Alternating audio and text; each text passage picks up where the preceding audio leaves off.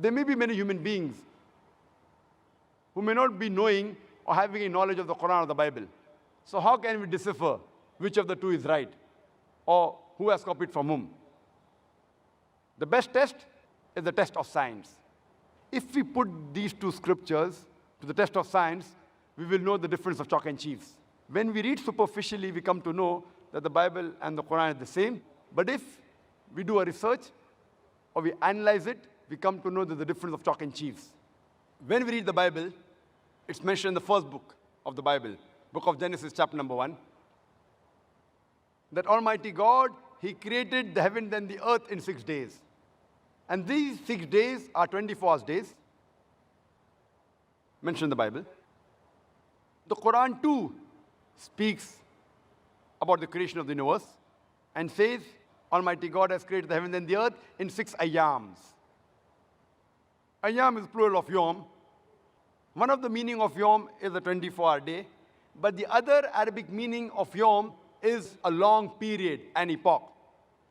Today scientists, they say that our universe was created in billions of years. So to say it was created in 6 24-hour days is wrong. But the scientists have got no objection with the Quran when the Quran says the heaven and the earth were created in 6 ayams. That is, 6 long periods, without defining them to be restricted to 24 hours.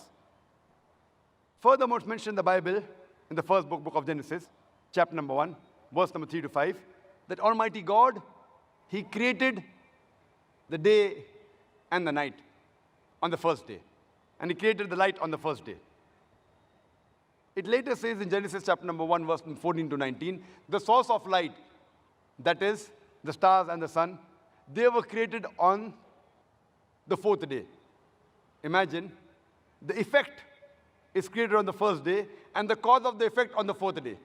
The sun was created and the stars on the 4th day, and the light from the sun and the star was created on the first day. It's illogical. How can the effect come before the source? Quran too speaks about the creation of the heaven and the earth, but does not give this unscientific sequence. Furthermore, it's mentioned in the first book of the Bible, book of Genesis, chapter number 1, verse number 9 to 13, that the earth was created on the 3rd day. And Genesis chapter number 1, verse number 14 to 19, that the sun and the moon was created on the 4th day. We know from science that the earth and the moon are the part of the parent body, that is the sun. So to say that the earth was created before the parent body, the sun, is unscientific. The Quran too speaks about creation of the heavens, the sun, the moon, and the earth, but it says it was created simultaneously. Imagine Prophet Muhammad ﷺ copied from the Bible and he changed the sequence. He says, no, both were created together.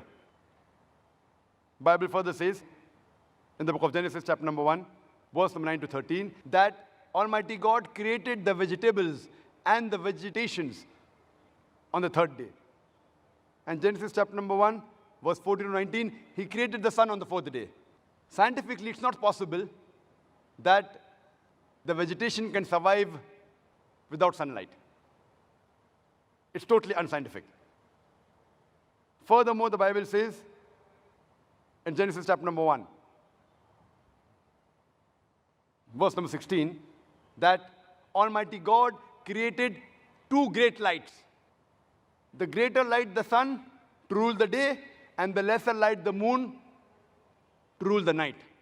So the Bible says the light of the sun as well as the light of the moon is its own light. The Bible says the light of the moon has its own light. But the Quran says in Surah Furqan, chapter number 25, verse number 61, the light of the moon is not its own light, it's a reflected light. So imagine the Prophet copied from the Bible and he made corrections. Not the own light, it is a reflected light. It's not humanly possible. Only one who has this knowledge is Almighty God.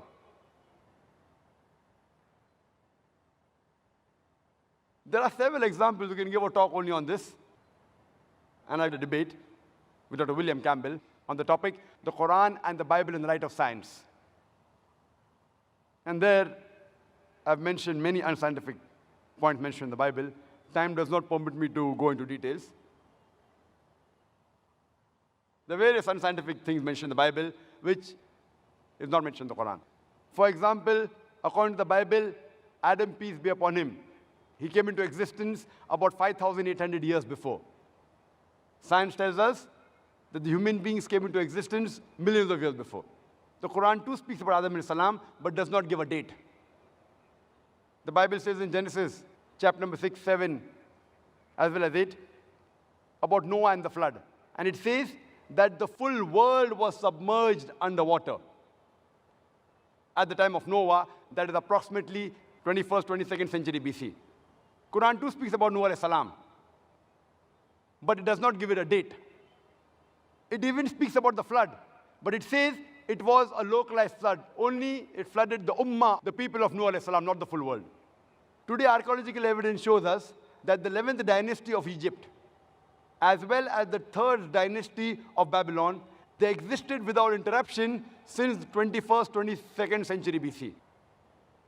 So archaeological evidence says that what is mentioned in the Bible is totally wrong. There are various examples, we can give hundreds, time does not permit. So surely, this Quran has not been copied from the Bible. Neither it has been forged.